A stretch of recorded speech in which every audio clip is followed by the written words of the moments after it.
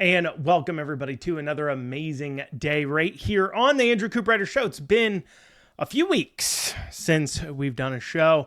It's campaign season was over, and I always take a little bit of time off right after that in order to just clear the head, of course, after what is a very busy time. A lot of headlines coming at you, but obviously, in the time I've been away for a few weeks, there has been a lot of things going on. A lot of drama over data centers becoming quite the issue for many people in Kentucky, and Beshear even weighing in on that. So we'll be discussing that as he kind of removes the veil and tells us what it's all really about. Fayette County Public Schools, of course, having a lot of issues too, as well, continues to have a lot of issues, questions surround their budgets and how long they've exactly been, I guess, lying about how much money they've been spending. We have that. And of course, it's Pride Month. That means it's time for a bunch of so-called churches to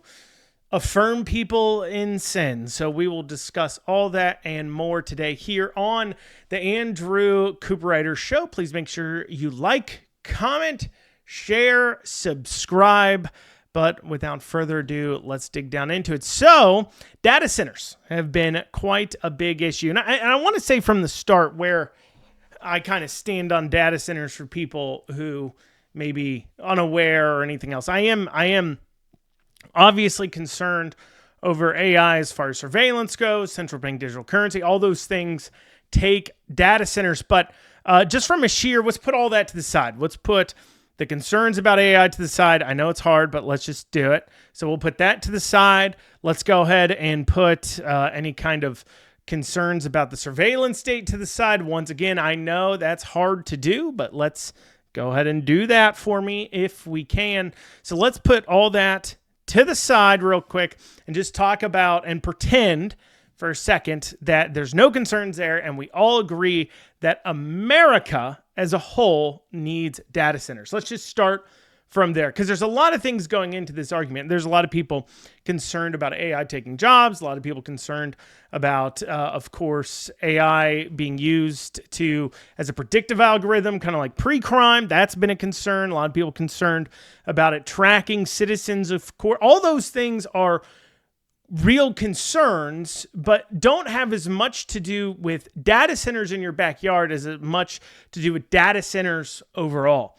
And so putting that aside, because we're talking about here in Kentucky, so the country has said, look, the U.S. has said, look, we can't let China get ahead of us when it comes to data centers, because it's a great competition for AI, I guess. It's a really important part of war, I guess, as told, or we're told that. Let's just take that at face value. And so I can understand, if we take that at face value, the belief from, of course, the federal government and others that, hey, we need to go ahead and build these data centers. And the federal government needs to incentivize that or put that out there because it's in the best of national security. Okay, so be it. But we're talking here about state of Kentucky.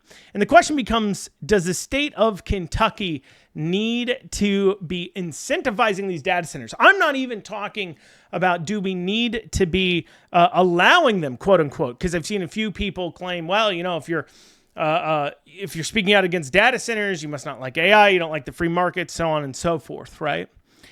And it's not even so much that as it is a concern about, well, citizens don't want them, but our governments here are incentivizing them. We've seen, of course, the state here put forward a 50-year sales tax exemption for data centers.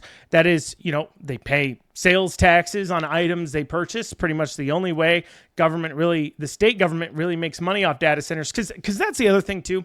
As we dig into these data centers, how big they are and everything else, they do not realistically create a lot of jobs, especially considering how big they are.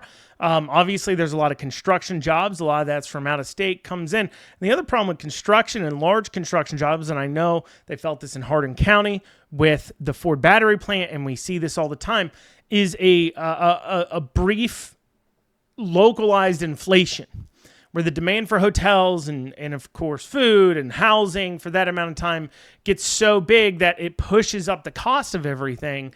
And so while that construction that could be going on for years is going on, it creates a pricing pressure in those local areas. So that's not very good either. But they don't relatively create a lot of jobs. And also, too, when our government, who we've elected to represent us, if a lot of citizens are saying, look, we don't want these in our backyard. Look, we don't want data centers around. If that's what the citizens are saying, the government should be representing them. I'm not even saying taking as far as a step as to ban data centers outright, but taking steps not to just protect citizens, but to also not then basically spit in their faces by incentivizing these, using our tax dollars to incentivize these, using our government, our people we elected, voting for these 50-year sales tax exemptions, these special cryptocurrency mining bills. I mean, Brandon Smith, he just found himself at the bad end of a tens of millions of dollars judgment. Apparently he was in, I guess that was some Chinese Bitcoin or cryptocurrency mining operation, and they were running out of Eastern Kentucky, something about evictions or something else. And then I believe, don't take my word on it, but I believe the case is that he kicked them out of going ahead and getting to do the mining. They kicked them out of their cryptocurrency mine. These are just basically giant server farms. Kicked them out and then used their equipment to mine for cryptocurrency. I think that was the claim. That's why it's so large, at $50 million. I could be mistaken. But anyways, regardless, pushing forward all of this when citizens are saying, look, we really don't want them, and because we have concerns. And the concerns are a lot about power, about water, about a bunch of different things to be concerned about. And so we'll be discussing what some of those concerns are and how the government's the opposite of trying to put those concerns to rest is instead what they're doing here is almost actively making us more concerned. And Beshear had some comments on this as well, some comments that really illustrate why would the government be pushing so hard for something. Why would they be wanting to incentivize? Never be heard of incentives. 50-year sales tax exemptions. That means anytime they purchased items and had to pay a 6% Kentucky sales tax, that's exempted. They don't have to pay it, much like a nonprofit maybe wouldn't have to in certain circumstances. And so when you consider that and how big they're pushing it, why are they doing it? Well, Beshear gave it away. Beshear told us what it is. We'll go over exactly what he had to say and what are some of the citizens' concerns over these data centers and some stories that we've seen to kind of add to those concerns. And also we'll be discussing, of course, a few other stories, Fayette County Public Schools and Pride Month. Very exciting. Pride Month. I know you're all very excited. We'll be discussing that when we get back here on the Andrew Cooperrider Show. If you want, if you're listening to this on the podcast version, please make sure you like, comment, share, subscribe. If you're listening to this on the radio, you can head over to theandrewshow.com to make sure you don't miss a minute, but we'll be back in a few short minutes. And you're back here on the Andrew Cooperrider Show. So, Beshear was asked about data centers. He's been getting a lot of pressure. This is an awkward time for Beshear because obviously we know that he is running for president. He wants to be president of the United States, President Beshear. And, well, there's a big donor class in the form of course, the Silicon Valley types and, well, yada, yada, yada, everything else. But at the same time, he knows, as many people do that are running for office, that data centers are becoming quite a hot topic. A classic case of not in my backyard. Now, I will say this off the bat. Personally speaking, there's a distinctive reason why I think these data centers are a horrible and bad idea. It has to do with something Elon Musk said. Elon Musk had mentioned that within the next 10 to 15 years, as rocket travel gets cheaper and cheaper and less expensive, it will be worthwhile to build data centers in space and kind of beam the information down. We already have the ability, obviously, to beam information. We're seeing Starlink be able to send information at pretty good speeds over the next 10 to 15 years. Obviously, that will increase. But obviously, go up to space, you don't have to worry about cooling. You have unlimited power because you can put up solar panels, collect the sun constantly. And so you don't have to buy land, you don't have to pay for power, and you don't have to worry about cooling. All those things run up big costs for data centers here on Earth. And so my big concern about building all these giant data centers and why I wouldn't want one in my town, especially these gigantic ones that are the size of things we've never seen before. Well, one of my concerns would be if they all start building up in space, what's going to happen to this giant empty shell of a building in my town? What could possibly fill it? These are bigger buildings than have ever been built. Leads to, that's one reason I wouldn't want it. But regardless, and you know, people are concerned about power. There's this bill this last session that would have said that any data center that was built here in Kentucky had to shoulder their own increase of power, that basically the electric companies couldn't pass on to citizens the cost of the power and infrastructure upgrades, because these things pull a lot of power, more power than probably the entire community's pool. And there's other protections to worry about too as well. There are parts of, I believe, Eastern Kentucky especially, that are pulling power in from another state. And that leaves some questions of protections, because you have the issue of, I believe it's Tahoe, California. I believe they're getting their power from Nevada. And this has been a recent story where a data center went up in Nevada and they turned to Lake Tahoe, California and said, look, you got to find your own power source. We're going to take away your power because we're in Nevada, so we don't have to worry about your state and your state laws and follow them. And instead, we're going to give your power to this data center. There's some parts of Eastern Kentucky, I'm sure, that are maybe a little concerned about that as well. So you have giant buildings that could be left empty. You have the rising cost of power. That's a real concern that, as I mentioned, there was a bill to stop the increases from hitting citizens that died in the legislature. And if the legislature, if all these government people really, really wanted us to all be okay with data centers, that would be a good step for them to take, to go ahead and make sure everybody's fine with the data center in your backyard. Well, look, we'll make sure that this never raises your rates. We'll make it a law. Maybe people would be okay with it, but they didn't pass that, which makes one wonder if perhaps they do raise the rates, and they kind of have to for the business to work. Power companies need the ability to pass on the cost, or else they're never going to come here in the first place. Because you got to think, if they can find time to pass 50-year sales tax exemptions, and they can find time to pass all these things in order to try to attract data centers, well, the thing that's been killing data center projects in Kentucky over the last several years is citizens saying, no, we don't want them. So why wouldn't you do something to assuage their concerns? Unless, of course, well, we don't want your concerns are valid, and in fact, it's a feature of them that they pass the cost on to you, and that's very important to us. So that's just something to consider that I think we all should. But putting even that to the side, so you wonder, okay, so citizens don't want it. They can't pass a bill about it. They don't really add a whole lot of jobs. I mean, we're talking handfuls, like a couple hundred jobs at the most of permanent jobs. So why do they want them? Well, back in when Oldham County was fighting the $6 billion data center proposal, and the county was up in arms about it, the judge executive there, one of his selling points to the citizens was, look, it's going to generate $50 million in property taxes for the county. It's going to give us more money. Isn't that great? In fact, Beshear said the same thing. Just the other day, he was asked by reporters about data centers, and he said that he wants citizens to keep an open mind. That's what he said. He said citizens need to keep an open mind. He said, yes, we have concerns about energy prices, and we've got to address those. On the flip side, it could double the budget of many of our public school systems. So it's the same thing. So these citizens are saying, no, we don't want them. And all the government's saying in response is, yeah, but we would get more money. Isn't that what you want?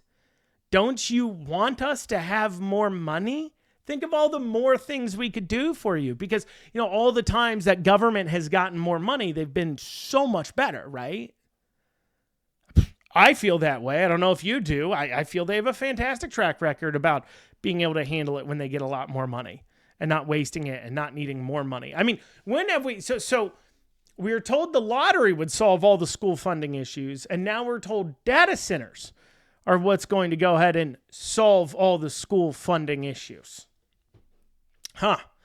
And yet the issues persist after the lottery. Did it solve everything? Maybe we'd believe it if you hadn't lied to us before.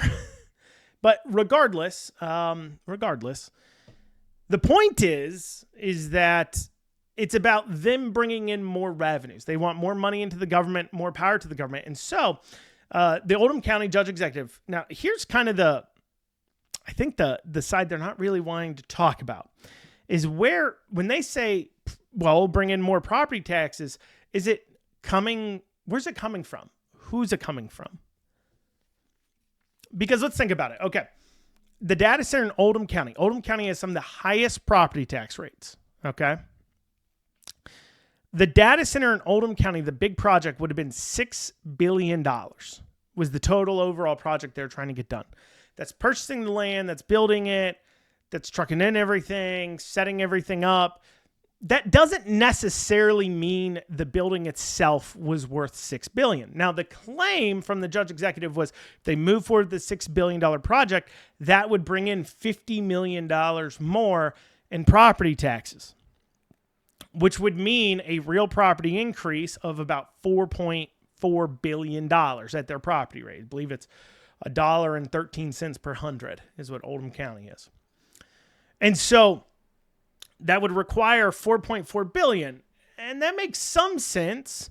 You'd have to get into the nitty gritty and say, okay, if it's only coming from there, I maybe could see all the property being worth $4.4 billion. It might be a stretch, though. Depends on how much they spend on services and plumbing and all these other things to set up everything. Because you have the value of the land, value of the building, value of the equipment, but there's a lot of money spent in setting everything up that doesn't actually that costs the company money, but doesn't add to property value, if that makes sense.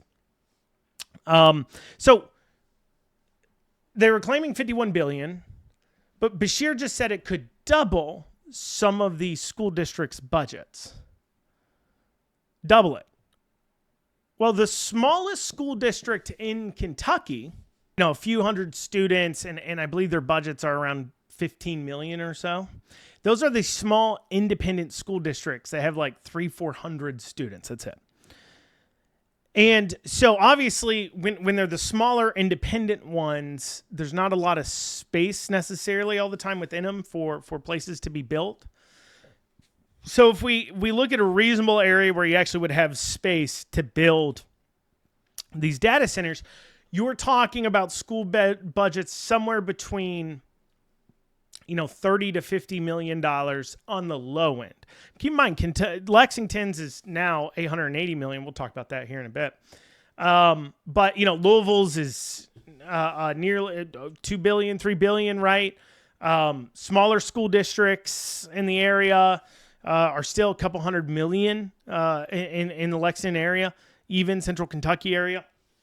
Most school districts' budgets are going to be somewhere around $7,500 million. So if you're going to say we're going to double these school districts' budgets, double them, the math means that it's not just the data center paying the property tax. I think that's what's more insidious here, because obviously if somebody's going around and buying up land for $40,000, $50,000 an acre, like the offers they made to some people in Madison County, offering them $40,000, $50,000 an acre to sell so they could build a data center there. If that's what they're offering, that's going to cause other property values to go up because of historical sales data. That'll cause an increase. Now, it could cause a decrease in that area because of noise and everything else people don't want to see in the backyard in the immediate area. But also, when you bring in these thousands of construction jobs and everything else, that can cause a housing cost increase. And we have seen stories around the nation of people, these small communities getting giant data centers and then being sales taxed out of their home, or sales tax, property taxed out of their homes because of it. And so when Beshear's talking about it could double what he's also saying there is also it will rise the property taxes of citizens living in these communities. He just, saying the quiet part out loud, all to bring in more money. Well, Fayette County schools still having issues. We'll talk about that when we get back here on the Andrew Cooperrider Show. And you're back here on the Andrew Cooperrider Show. So Fayette County Public Schools having a lot of big issues, but we know. To rewind this saga, for those of you who are unaware, essentially Fayette County Public Schools create a budget about a year ago that said, and they said, well, we're going to have, $12, $18 million shortfall. So we're going to have to increase our portion of the occupational tax, that's like our income tax, by 50%. And of course, citizens were upset. And this also led to some scrutiny on open records requests from people like me and others about what they're spending their money on and asking those questions. And because of all this scrutiny they were falling under, they did not end up being able to increase the taxes. So they sat down and said, well, we've got to solve this problem. So they convened a committee. And the committee kept pointing to different monies and saying, well, we can make it up here, we can make it up there, we can make it up there. And every time they brought up a place, it turned out there wasn't actually as much money as they thought in there. And all this saga prompted the auditor to get involved, other audits. And the results of all those audits is they have discovered that, in fact, they have been misaccounting since like 2008. That's the claim. And the result of that is a budget that was last year $821 million. The new budget is $880 million. A $60 million increase, despite the fact that they've actually lost 890 students since last year. 890 students down, but an increase of $60 million.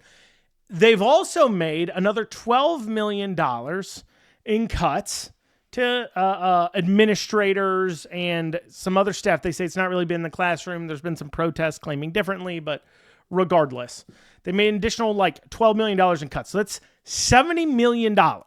So they've increased spending $70 million and had to make cuts. And that's the amount after the cuts.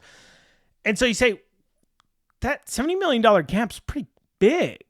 Why are we spending so much more? Well, there was in the hearing on this where they talked about this budget and everything else, there was a financial expert and he was talking about why it's going up so much. And it's because, well, they think they've been undercounting the expenses of things for so long, and that this budget represents accurately what things cost. This is from Koch, K-O-C-H is his name. He's the chief financial officer for Fayette County Public Schools. And so he's in this hearing. This is what he said. He says, we continue to make adjustments on a daily basis that go back to 2025, and every adjustment we make for 2025 affects fiscal year 26 and then affects what we're projecting for fiscal year 27. So we still have a lot of moving pieces. We're confident that these numbers are good. The new $880 million budget. These numbers are good. I want to stress once again, I do not believe the board has received good information in the past. They also went on to say that the district is the 2% contingency. They're going to have to cut down what they're doing in their contingencies, and talked about how they have to pull out a $100 million loan to make things work in order to restructure their debts and so on and so forth. And so that leads to the statement then that it's so much more money, despite even the cuts we've made, because we're now using accurate numbers. Which would mean that the school district has been just missing $70 million a year. Just poof. How do you, their budget's $800 million. How do you, since 2008, steadily get your accounts from, like, this is something I don't understand. I don't get it. I don't get this. You guys can ask me, explain it to me. Somebody explain it to me, because this is what I don't get. So on a small scale, right? You do your budget and you say, okay, we're going to spend this amount. This is what we're going to spend on rent. This is what you personally, groceries, gas, blah, blah, blah, blah, blah. You go down and you look. And then at the end of the month, you look at what you actually spent. Well, you look, and then from there, you have your starting balance. You say, here's our expenses. This is what we should end at. Then at the end of the month, you look at your balance and you say, okay, we ended X amount higher, X amount lower. Where did we go wrong in the budget? Did we spend less on something so we can adjust our budget for next month? Did we spend more? Was there unexpected expenses we need to take into account? Did we make more money? Does this change our budget into the future? Those are the discussions you have in a household. How do you, so if you in a household look at your budget and you say, okay, we're $500 more than we should be, or we're $600, in this case, better allegory, we're like $1,000 less than we should be. Our total budget, let's say, is $8,000 a month, and we're $1,000 less than we should be.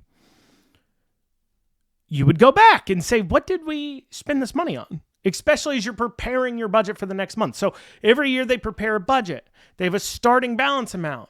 They have an expected revenues pulled in and then an ending balance amount. And based upon their budget and revenues, they have a projected ending balance. If the ending balance is not what you projected and it's off by, I don't know, $70-80 million, maybe you go back and look before you make your next year's budget. But apparently, since 2008, Fayette County Public Schools hasn't been doing that. That's what they just said. Truly, absolutely shocking to me. But, they've still managed, so they came under a lot of scrutiny for their travel, going to Australia, going to other places. And so they came out and they said, well, this was last year. Well, we're not going to spend any money out of the general fund on traveling. We're really going to cut that down. Despite that, they still spent $700,000 this year on travel. Fair amount. That's a fair amount to spend. And so when you look at, well, they said they wouldn't spend money on travel. And why are they spending so much still? Well, the money is now coming from, quote unquote, grants. For an example, one of these grants is the Kentucky Technical Education Grant. This is a state-funded grant to encourage technical education. And this does not have to be spent on travel. It can be spent on classroom materials, teaching materials, spent on a variety of things to help students out in the classroom. They've been taking a lot of that and spending it to send staff to places like Napa Valley and Florida. They took a trip to Spain. That was out of the general fund, though. But Spain was a place they traveled to. So they've taken these monies, and instead of spending them on the classroom, which was an option for the grant, they've instead done it for continuing education for the teachers. Because, Zoom doesn't work. It was good enough to teach your kids math for, 2 years. It was good enough to teach them reading. It was good enough for physics and all those things that teach them. But it's not good enough for the teachers or the administrators to receive their education on how to teach kids. They have to go in person, and I'm sure the fact that it's in Napa Valley, California is just a happy coincidence. It's not something that they demanded or anything else. But despite all that, well, Fayette County Public Schools, despite all their issues, still managed to create a controversy with Pride Month, as did, a lot of churches jumping into Pride Month too here in Lexington, Kentucky. in Kentucky too, in Louisville, Kentucky, and other places. In fact, Pride event down in Corbin is being quote unquote canceled because of white supremacists. We'll go into that when we get back here on the Andrew Cooperrider Show. Make sure you like, comment, share, subscribe, all those great things. We'll be back in a few short minutes. And you're back here on the Andrew Cooperrider Show, final segment. So we were talking about Fayette County Public Schools, their financial issues, undercounting their budget by tens of millions of dollars. And despite all those issues, the Superintendent Liggins, who for this story purposes, is important to note, gay. He's gay. Anyways, he did manage to send out this email here to central staff. It said it was chastising them. Not enough people going to Pride representing Fayette County schools. Here's the email. He said, Fayette County Public Schools has always maintained a positive presence at the Pride Festival, talking about Lexington Pride Festival, and our students, families, staff, and community genuinely notice and appreciate the support our district shows through participation. With that in mind, if you have even a small amount of time you could dedicate this weekend, we would sincerely appreciate you signing up to help ensure Fayette County Public Schools is well represented. At the moment, participation numbers are very low, and I believe a very limited presence could send the wrong message and be more noticeable than not participating at all. Thank you in advance for considering it and for all you have done throughout this school year. Thank you, Demetrius Liggins. So all these issues going on, they still managed to find the money to be involved in the Pride Festival. First, let's just rewind for a second. The school showing up to any fair or festival or anything at all, complete waste of money. Like, what are you marketing? What are you making people aware of? That the schools exist? Of course they know the public schools exist. What is the point of going to a fair or a festival or any of this if you're a school? Hey, look, if you don't want to homeschool and you don't want to pay for your kid's private school, you have to send them here. Legally. Like, it's like one of the only places. It's like the IRS having a booth at a fair to make sure people know the IRS exists. If you don't pay them, you go to jail. You know? It's like, if you don't send your kid to school, you go to jail. If you don't tell the government you're homeschooling them, or if you don't take them to a private school, if you are not taking your kid to school and they're not getting some education, it's jail. Illegal. You don't need a booth for public relations at a place where if I don't pay out the nose or spend a lot of my own personal time teaching my kids, I have to send them to under threat of jail. But yet, that was an important and necessary expenditure of their money, they believe. It was the most important thing for them to do. On top of the fact, it's obviously a controversial event to say the least. It's an odd thing. I don't know why the schools need to worry about pride. I don't know why they need to even, schools only need to talk about heterosexual relationships and behaviors because it's how we reproduce. And so if you're teaching biology and the reproductive system and anything else, yes, you need to explain how humans reproduce. There is no educational benefit at all to even talking to them or teaching them about homosexuality or transgenderism or any of this. It's not important to what you're supposed to be doing at school in the first place. And yet, here they are spending time and money going there. But look, they weren't the only ones who go there. A news article here, Herald Leader, headlined here, why over a dozen central Kentucky churches support the Lexington Pride Festival. Article goes on to tell you what these churches that are affirming churches. They are willing to affirm people in their sexual choices. Now, I posted about this and I made it really clear. It's like going to a church and I get it. You know, it's not cool. It's not hip to say homosexuality is a sin. LGBTQ stuff, that's a sin. It's talked about in the Bible as a sin. And to then go to a church which is built on the Bible, or supposed to be, otherwise it's not a Christian church, and be affirmed in it's like all the other sexual sins, pornography, adultery, sex before marriage, all those things are sins. Yes, many people commit them. Just like many people, I guess, commit the sin of homosexuality. And many people lie and cheat and steal and adulter and all these other sins. We're all guilty of sinning.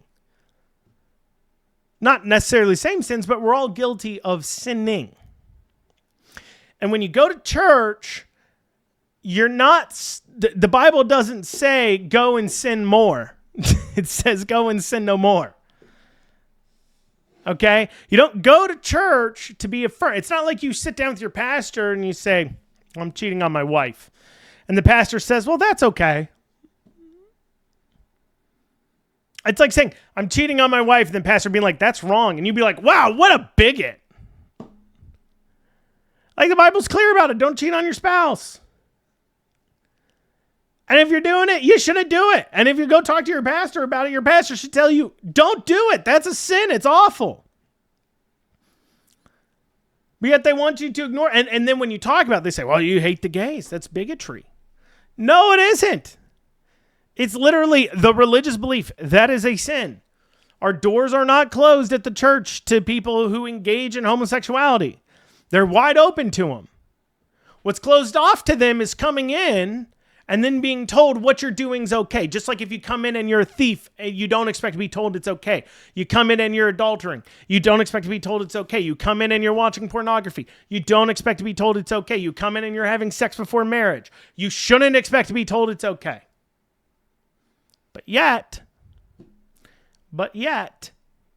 that's what happened. Other story here. Pride Festival down in Corbin.